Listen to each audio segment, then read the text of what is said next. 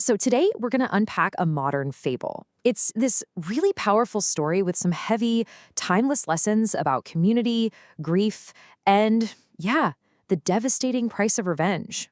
Okay, so just imagine this for a second. In your home, the sun has been blazing for 2 straight days. No night, no relief, no rest. And then, just across the way, a neighboring village is trapped in 2 full days of unending, pitch-black darkness. This isn't just some weird weather, you guys. This is a curse. And this curse, it basically creates two sides of the exact same coin of suffering. You've got one village just burning under this constant heat. People are exhausted, their heads are pounding, they can't sleep. The other is plunged into this terrifying, disorienting darkness, filled with fear and helplessness, especially for anyone with night blindness. Both communities are completely, utterly miserable, just in opposite ways. And here's the real kicker. They are trapped. They can't get out. The source material talks about this one man who tries to cross into the other village, and bam, he's thrown back by this powerful shock. There's an invisible barrier there, locking each community into its own special kind of torment, totally unable to help or even reach each other.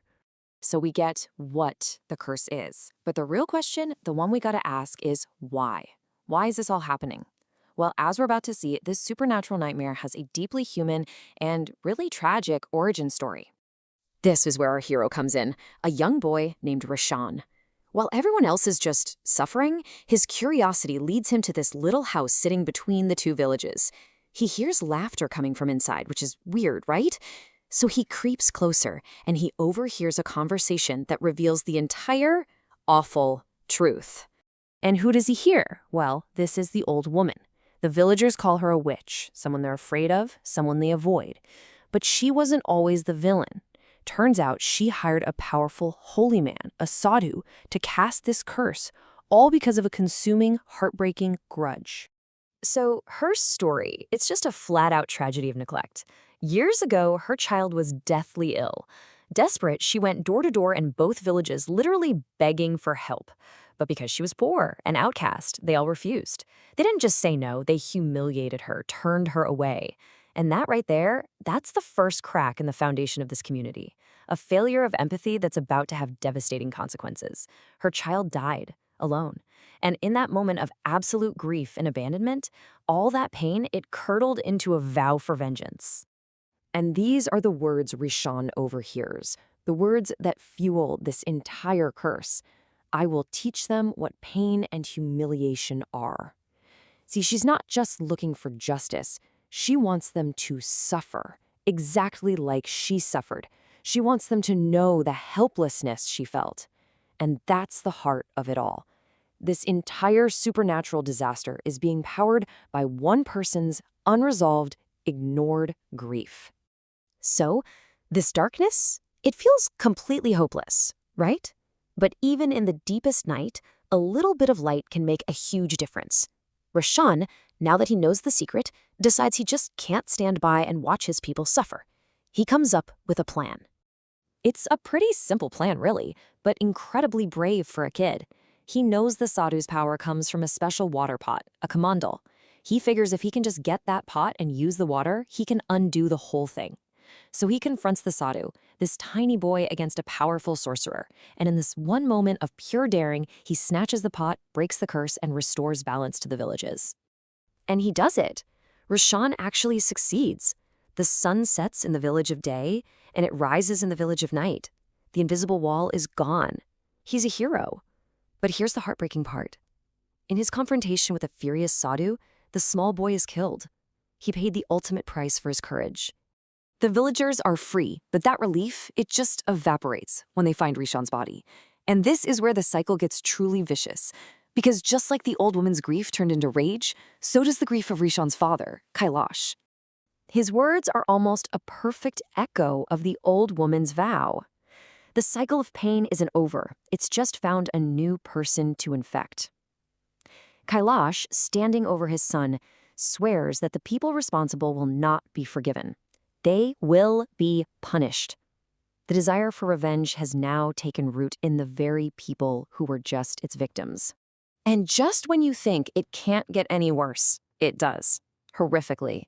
The old woman, far from being done, is actually delighted by all this new pain. She tells the sadhu her new plan. I want not one child in these 2 villages to be left alive. And they make a new pact to kidnap and sacrifice one child every single night. So the villagers are now backed into a terrifying corner. What do you even do in a situation like this? Do you try to find some kind of outside authority, seek justice? Or do you just take revenge into your own hands? Do you show mercy to the woman who showed you absolutely none?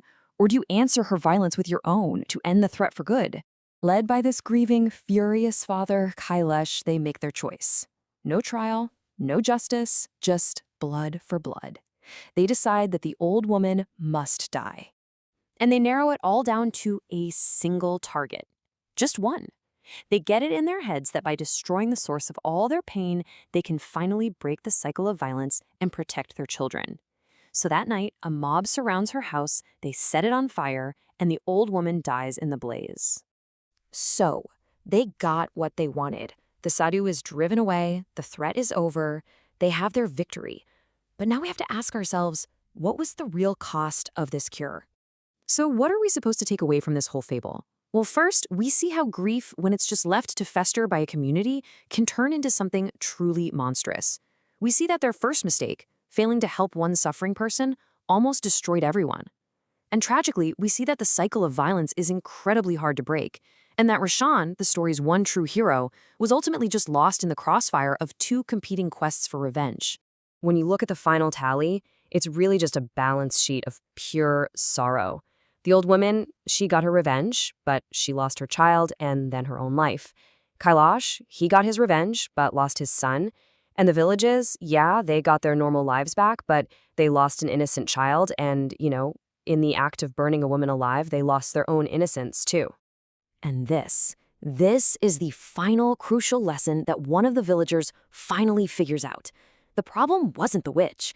The problem started when they, as a community, let a child die from neglect.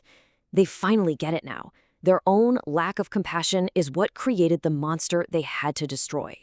And that's what this story really leaves us with. The old woman and the sadhu.